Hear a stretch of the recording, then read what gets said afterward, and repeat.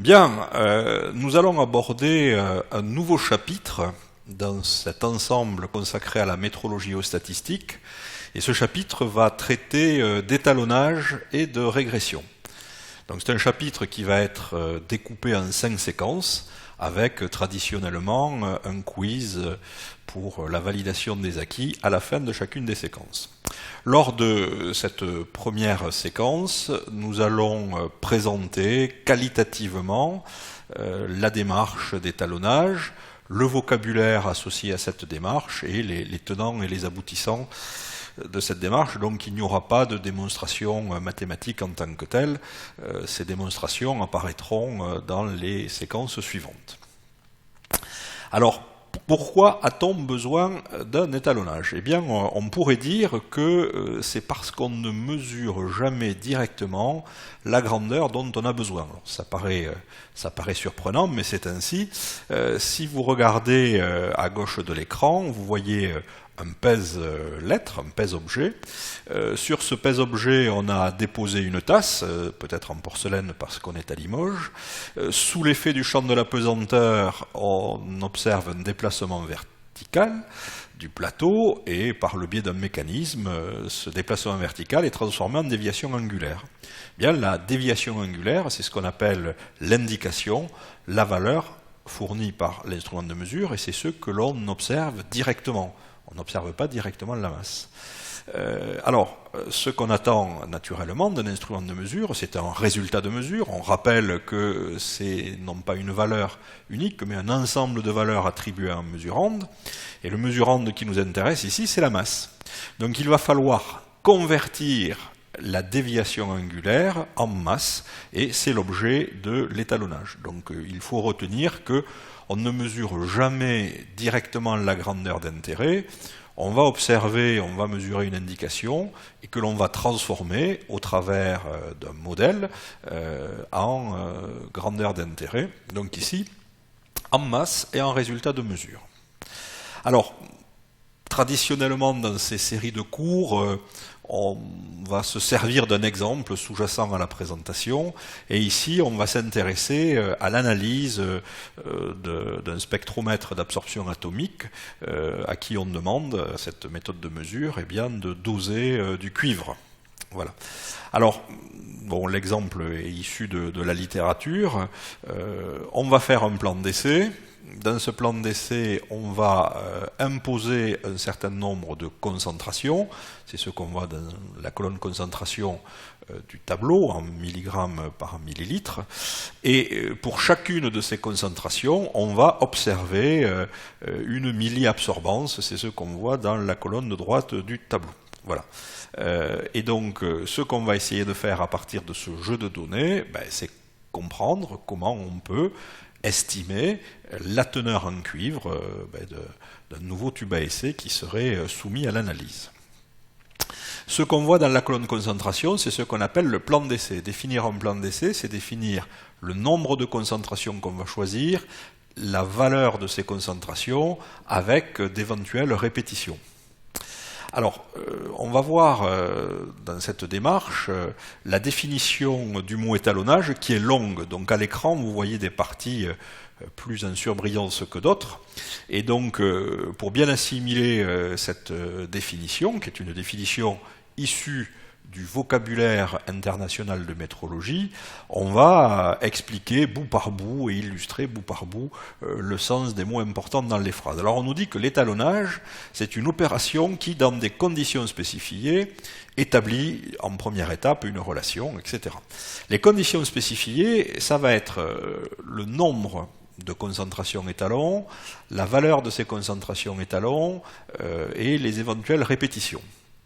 Alors, par exemple, de façon schématique sur ce transparent, et par rapport à l'exemple qui a été choisi pour illustrer ce cours, on a décidé de choisir n égale 11 concentrations étalons distinctes.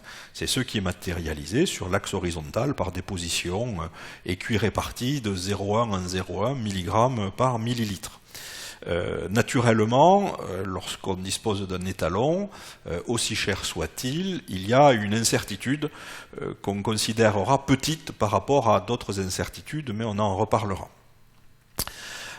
Le choix du plan d'essai est important et illustré, alors toujours avec l'exemple du pèse-lettres, par exemple, pour un étalon de 100 grammes, on observe une indication 1, c'est l'angle 1, pour un étalon de 200 grammes, on observe l'angle 2, et ainsi de suite pour 500 grammes, et pour 800 grammes, on observe donc des déviations. Voilà, donc le plan d'essai, c'est les valeurs des étalons que l'on choisit pour essayer de fabriquer un modèle d'étalonnage.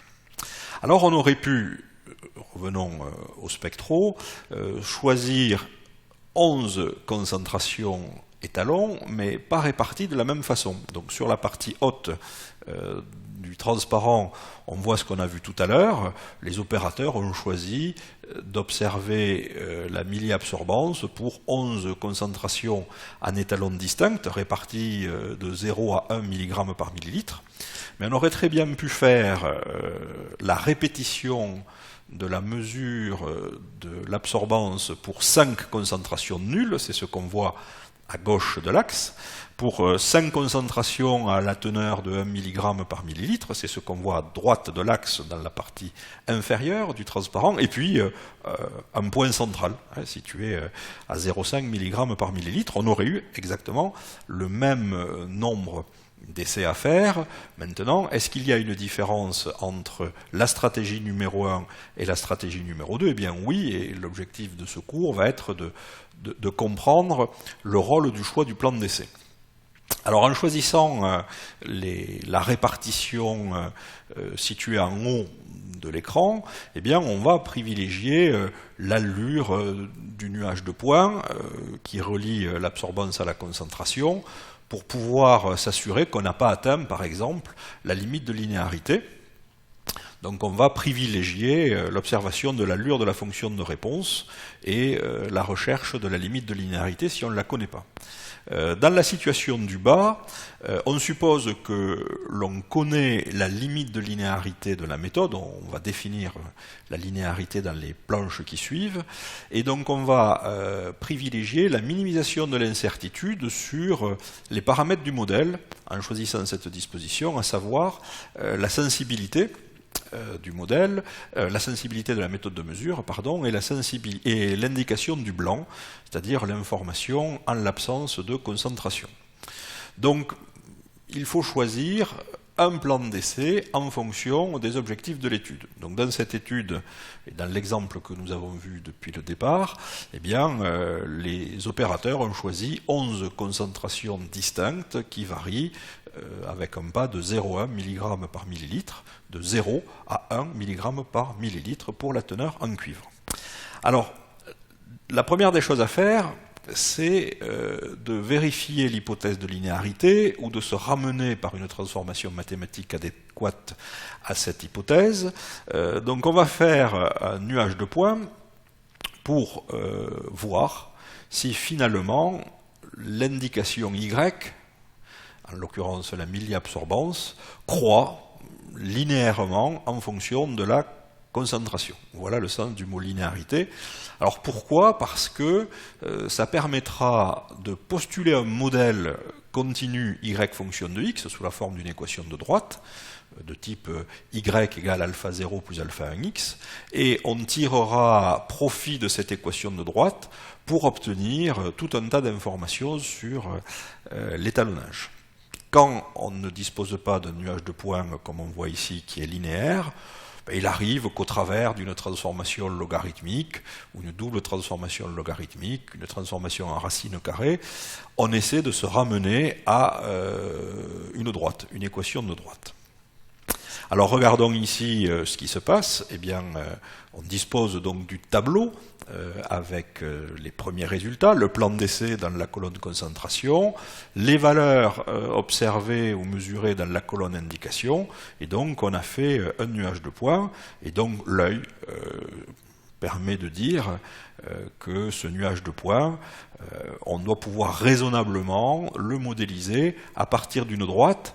Attention, même si près de l'origine on a l'impression que le modèle pourrait passer par 0, abstenons-nous de le faire dès le départ et postulons systématiquement la présence d'une ordonnée à l'origine. Donc on va supposer qu'un modèle de type grand Y égale alpha 0 plus alpha 1x va nous permettre de résumer ce nuage de points, et si c'est le cas, eh bien, on pourra, à partir de l'équation de ce modèle, tirer un grand nombre d'informations que l'on va décrire dans cette partie consacrée à la démarche et au vocabulaire. Alors, la définition de l'étalonnage, reprenons-la, nous dit que c'est une opération qui, dans des conditions spécifiées, on rappelle que c'est le choix du plan d'essai, établi en première étape. Établit une relation entre quoi et quoi? Entre les valeurs et les incertitudes associées qui sont fournies par les étalons, c'est-à-dire ceux qui est sur l'axe horizontal et que l'on appelle grand X, les valeurs de X, dans l'espace mathématique. Et cette relation va aboutir aux indications correspondantes avec les incertitudes associées. Donc si on reprend le schéma de principe que vous avez à l'écran, on va chercher une relation qui passe de X à Y. X, c'est les valeurs des étalons choisis dans le plan d'essai. Y, c'est les valeurs des indications fournies par l'instrument de mesure, des déviations angulaires s'il s'agit du pèse-lettre, et puis des milliabsorbances dans le cas du spectro. On remarque sur ce graphique que l'incertitude liée à la valeur des étalons, qui est représentée ici par une fonction de densité de probabilité qui ressemble à une loi normale, est beaucoup plus petite que l'incertitude qui est liée aux indications. Ça, c'est une hypothèse forte dont on aura besoin dans la partie mathématique. Alors, si on regarde ce qui se passe dans l'exemple du spectro, le résultat de l'étalonnage direct s'appelle une courbe d'étalonnage. La courbe d'étalonnage, elle est représentée en vert au sein du nuage de points. C'est ce qu'on appellera, dans l'espace mathématique, la partie déterministe de la décomposition. Et donc, naturellement, cette équation nous permet de passer d'une valeur petit x0 à une valeur prévue par le modèle, c'est pour ça qu'on a mis un chapeau sur la lettre y chapeau de x0 égale A0 plus A1 fois x0. A0, c'est ce qu'on va appeler l'estimation ponctuelle du paramètre alpha 0, c'est l'ordonnée à l'origine, et A1, c'est l'estimation ponctuelle du paramètre alpha 1, qu'on appellera la pente dans l'espace mathématique. Bien évidemment, ordonnée à l'origine et pente vont devenir, dans un contexte métrologique et dans un contexte de chimie analytique, indication du plan et sensibilité. La courbe d'étalonnage obéit à une définition, c'est l'expression de la relation entre une indication et la valeur mesurée correspondante. Une courbe d'étalonnage exprime, et ceci est important, une relation biunivoque. Biunivoque, ça veut dire bijectif, elle doit permettre de passer indifféremment de x à y et de y à x, d'où l'intérêt de relations linéaires avec en particulier la relation que nous étudions ici, une droite avec une ordonnée à l'origine. Ceci dit, la courbe d'étalonnage ne fournit pas un résultat de mesure. Alors un résultat de mesure, il faut rappeler que c'est un ensemble de valeurs, et donc la simple courbe ne va pas permettre de traduire directement l'incertitude associée au résultat de mesure. Donc il va falloir compléter cette courbe, on va le voir par un diagramme d'étalonnage. Donc ce qu'on voit ici, c'est que l'équation de droite permet une bijection, donc permet indifféremment de passer de x à y, mais quand on dispose d'une solution de concentration inconnue, on va lire l'absorbance et on va transformer en transformation inverse, c'est pour ça que ça s'appelle un étalonnage inverse, cette valeur d'absorbance en valeur de concentration. Voilà, donc on a vu l'étalonnage direct, et bien l'étalonnage inverse, partant d'une valeur petit y qui traduit la milliabsorbance, eh bien on va soustraire l'ordonnée à l'origine, A0, divisé par A1, pour obtenir x chapeau de x0, la prévision faite par le modèle, pour la concentration en cuivre correspondant à cette valeur d'indication. Continuons la définition de l'étalonnage. C'est une opération qui donne des conditions spécifiées. On rappelle que c'est la définition du plan d'essai. Établie dans une première étape, on rappelle que c'est une relation biunivoque qui permet de passer de x à y ou de y à x, eh bien, on utilise en seconde étape cette information, c'est la fin de la définition, du moins de la première phrase de la définition. On utilise en seconde étape cette information pour établir une relation permettant d'obtenir un résultat de mesure à partir d'une indication, et on rappelle en bas à gauche sur l'écran qu'un résultat de mesure, c'est un ensemble de valeurs, et non pas une seule valeur, attribuée aux mesurandes. Eh bien, pour pouvoir transformer la valeur de l'indication en un ensemble de valeurs correspondant à la concentration, on ne va pas utiliser la courbe d'étalonnage que vous voyez en vert, mais on va utiliser ce qu'on appelle le diagramme d'étalonnage que vous voyez matérialisé par une bande dans le plan de la figure avec deux limites rouges. Alors effectivement, partant d'une indication, le trait horizontal va couper en 2 points cette bande, et en rétroprojetant, c'est les pointillés rouges que l'on voit à l'écran, les intersections, on obtient un intervalle pour le résultat de mesure. C'est donc le diagramme d'étalonnage qui permettra d'obtenir le résultat de mesure. Alors, voilà la vraie attente des expérimentateurs, et on donne la définition du diagramme d'étalonnage. C'est une expression graphique de la relation entre une indication et le résultat de mesure correspondant.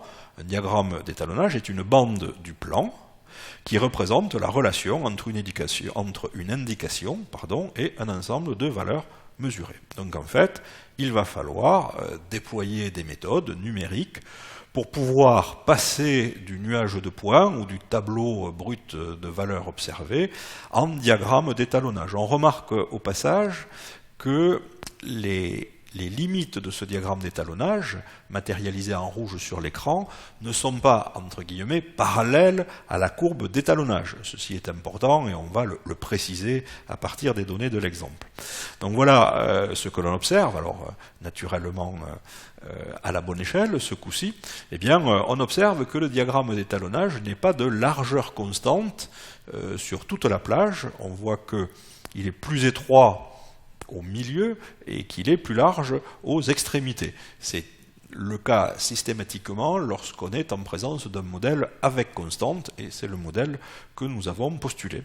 Et donc, comment on fait fonctionner ce diagramme dès lors qu'on le possède? Bien, on connaît une valeur de milliabsorbance, et donc on va transformer cette valeur de milliabsorbance en résultat de mesure.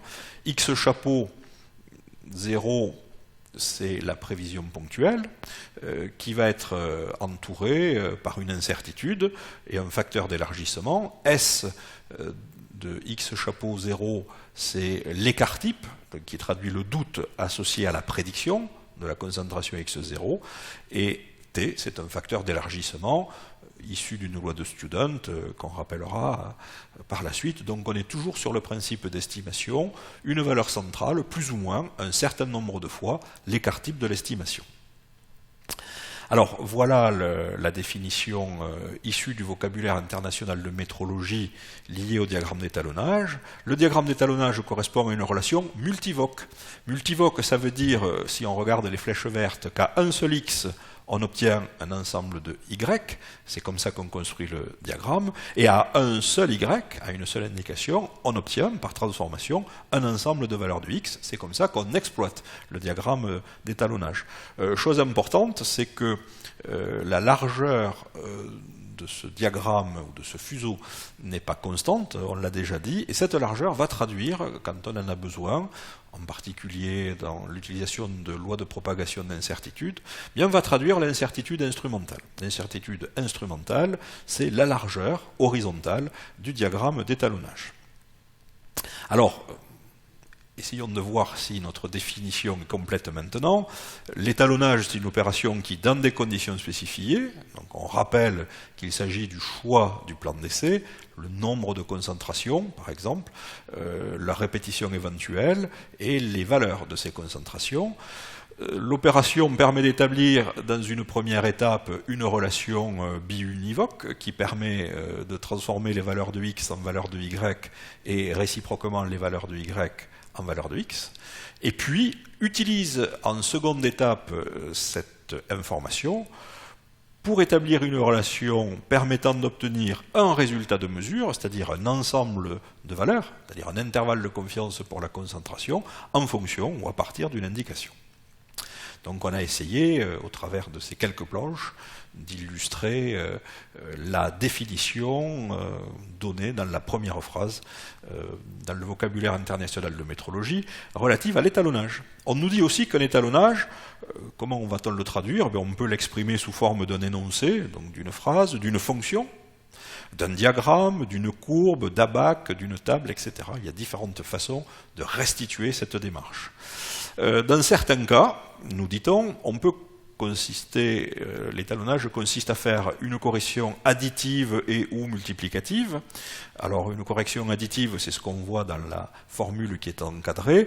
Quand vous faites y moins à 0, vous venez soustraire, c'est quelque part une addition avec un signe moins, la valeur de l'ordonnée à l'origine à la valeur de l'indication y, donc ça c'est une correction additive, et une correction multiplicative, qui est ici une division, vous avez multiplié y moins à 0 par 1 sur A1. Alors attention, on vous dit dans certains cas, il peut y avoir des modèles d'étalonnage un peu plus complexes que cela, et naturellement, les corrections sont un peu plus compliquées à apporter. Mais dans un cadre d'initiation, aux techniques d'étalonnage et aux techniques de régression, retenons que l'équation de la droite nous permet de passer de façon très simple de x à y et de y à x à partir de soustraction et de multiplication.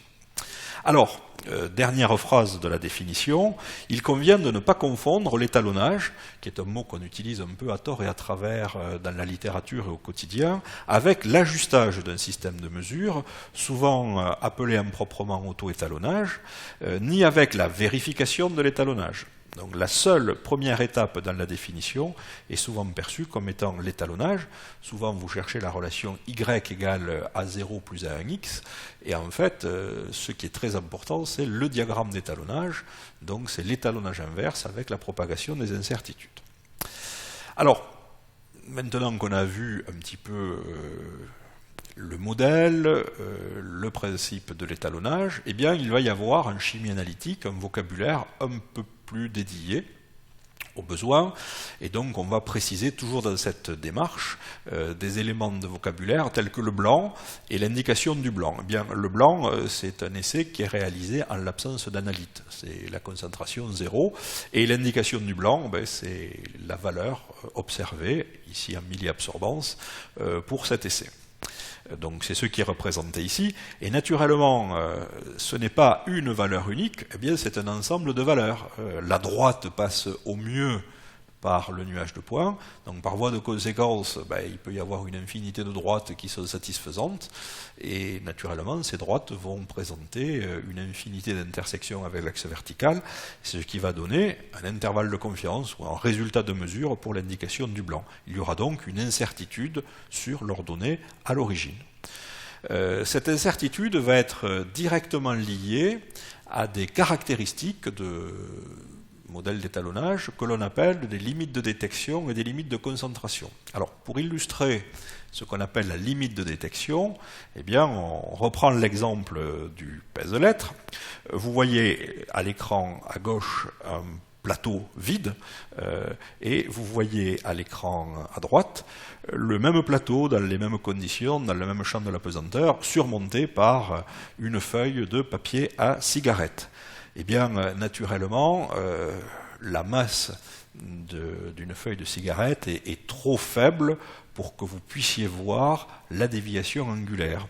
Et donc, vous n'êtes pas capable de détecter la présence d'un objet sur le plateau. C'est ce qu'on appelle la limite de détection. Donc, on va se demander à partir de quand on est capable de détecter la concentration en cuivre, on est capable de détecter une masse sur le plateau d'une balance. Donc c'est la définition de la limite de détection, c'est la plus petite concentration ou teneur en analyte pouvant être détectée mais non quantifiée. Alors ça veut dire qu'il y a probablement quelque chose, mais qu'on n'est pas encore capable, avec une incertitude raisonnable, de dire combien. Et donc, pour pouvoir dire combien, il va falloir atteindre la limite de quantification. Donc voilà représenté sur ce graphique schématique la notion de limite de détection. Voilà sa formule, pour les gens qui aiment des formules. La limite de détection, on apprendra dans les séquences suivantes à justifier l'origine de cette formule, eh bien, dépend étroitement de l'incertitude sur l'ordonnée à l'origine, donc de l'écart type S de S0, et dépend de la sensibilité. Plus le doute sur l'ordonnée à l'origine sera grand, plus la limite de détection sera importante. C'est-à-dire, moins vous pourrez détecter de petites quantités. Et à contrario, plus la sensibilité sera grande, c'est le dénominateur, plus vous pourrez détecter des petites concentrations. La limite de détection, c'est une chose. La limite de quantification, c'est ce qui va permettre d'afficher un premier résultat de mesure. Donc c'est la plus petite concentration ou teneur en analyte, ça peut très bien être une masse sur une balance, pouvant être quantifiée avec une incertitude acceptable. Donc elle se situe au-delà de la limite de détection, et sa formule mathématique, conventionnellement, est 10 fois l'écart type qui affecte l'ordonnée à l'origine divisé par la sensibilité. Là encore, on reviendra dans une séquence dédiée sur ces limites. Alors la sensibilité, on en a parlé avec l'estimation du paramètre alpha 1, la sensibilité, c'est le rapport de la variation de la réponse instrumentale de la méthode à la variation de la concentration en analyte. Regardons un petit exemple démonstratif. Nous retrouvons le pèse-lettre. Sur le plateau de la balance, on a mis une masse de 150 grammes, et cette masse de 150 grammes provoque, alors certes, une déviation suffisante pour être lue et quantifiée, mais elle pourrait être amplifiée, parce que pour une même masse, eh bien, regardez, sur le même objet, on peut obtenir une déviation angulaire beaucoup plus importante. Comment on a fait pour obtenir une déviation angulaire beaucoup plus importante? Eh bien, on a augmenté la sensibilité de l'appareil, et pour augmenter la sensibilité de l'appareil, c'est purement mécanique, et bien, il suffit de relever le contrepoids. C'est ce que vous voyez entouré par un disque vert à l'écran. Alors, la sensibilité, ça va être la pente dans l'espace mathématique. Plus la pente est forte, plus l'appareil, plus l'instrument de mesure, plus la méthode sera sensible. C'est ce que l'on va illustrer ici en comparant une méthode 1.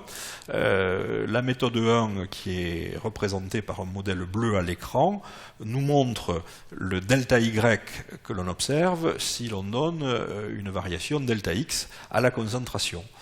La méthode 2 présente une pente plus faible, elle est illustrée en rouge, et vous voyez que pour le même delta X, donc pour la même variation en concentration, on observe une variation de l'indication beaucoup plus faible, delta Y beaucoup plus faible. Eh bien, c'est l'illustration de la sensibilité, c'est le rapport de la variation de Y ramené à la variation de X. Donc quelque part ici, c'est la pente, et l'intérêt d'avoir un modèle d'étalonnage qui est une droite, c'est que sur une droite, la pente elle est constante. Si vous prenez donc la sensibilité est la même, quelle que soit la valeur de la concentration. Si vous prenez maintenant un modèle parabolique, on pourrait le faire comme un modèle alternatif, mais attention, la sensibilité dépend de l'endroit où l'on se situe. Alors on a atteint la fin de cette première séquence, qui se veut longue, mais qui permet d'introduire de façon qualitative et illustrée d'abord le vocabulaire associé à l'étalonnage, avant de rentrer dans des aspects plus mathématiques. Et donc traditionnellement, on va essayer de répondre, enfin je vous suggère de répondre à quelques questions pour capitaliser les informations présentées dans cette séquence. Pourquoi a-t-on besoin d'une méthode d'étalonnage ? Commenter la définition suivante. Alors ça, c'est des choses qui arrivent régulièrement. Il faut savoir, en tant qu'ingénieur, partant d'une définition, eh bien, parler librement sur cette définition, construire éventuellement un graphique explicatif, trouver un exemple que tout un chacun puisse comprendre. On a vu ici l'exemple du pèse-lettre par rapport à un spectromètre d'absorption atomique. Pourquoi réalise-t-on un nuage de points dans la démarche ? Ça, c'était tout à fait au début. Pourquoi le diagramme d'étalonnage représente-t-il une réponse aux besoins des expérimentateurs? Et enfin, à quoi correspondent les limites de détection et de quantification? Voilà, nous avons fini la séquence 1. Dans les séquences suivantes, on va aborder des aspects plus mathématiques pour analyser les valeurs observées, les indications observées lors de la mise en œuvre du plan d'essai. Donc nous allons passer tout de suite à la séquence 2.